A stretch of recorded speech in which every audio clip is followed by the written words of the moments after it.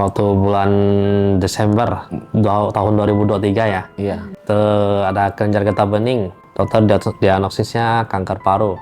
Bulan Februari 2024. Treatmentnya Giro. Sini sistem Giro ya. Giro 6 kali, mengecil dari sebelumnya. 70% mengecil dari sebelumnya.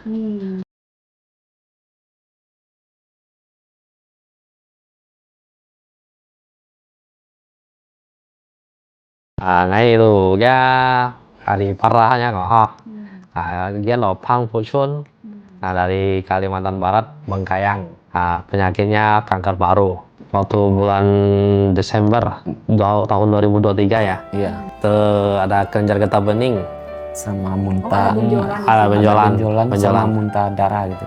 muntah darah, Batu darah. gitu. Iya. Jadi pemeriksaannya di Kucing, Sarawak, ada kelenjar getah bening gitu. Tapi dalam hasil sana CT scan katanya ada kanker dalam parunya katanya. Sebelum COVID, mama mertuanya udah berobat di sini kankernya. Mama mertuanya kanker serviks rahim ya. Hasilnya bagus sampai sekarang udah masih bertahan hidup. Nggak ada penyebaran sama sekali, nggak ada. Bulan 10 kemarin kita periksa nggak ada penyebaran. Udah 5 tahun hidup.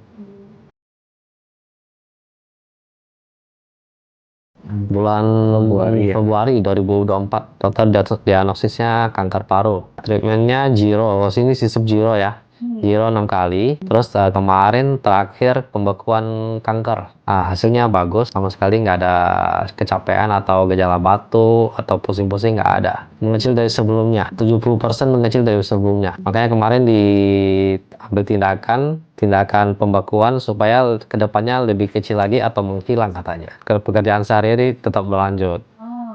Kecuali minuman keras sama rokok stop sama sekali.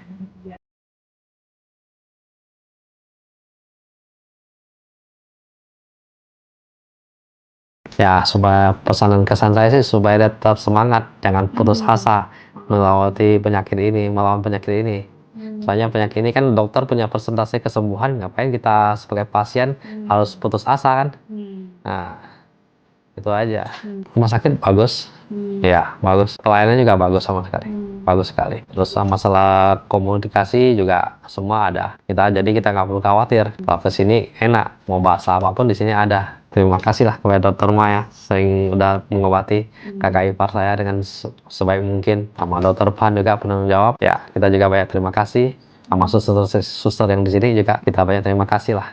Udah merawat kita dengan baik. Kita masalah pola makan kita harus jaga. Sama minuman atau gimana kita harus lebih jaga-jaga lah. Yang bisa mengandung pengawet punya kita jangan terlalu banyak konsumsi lah.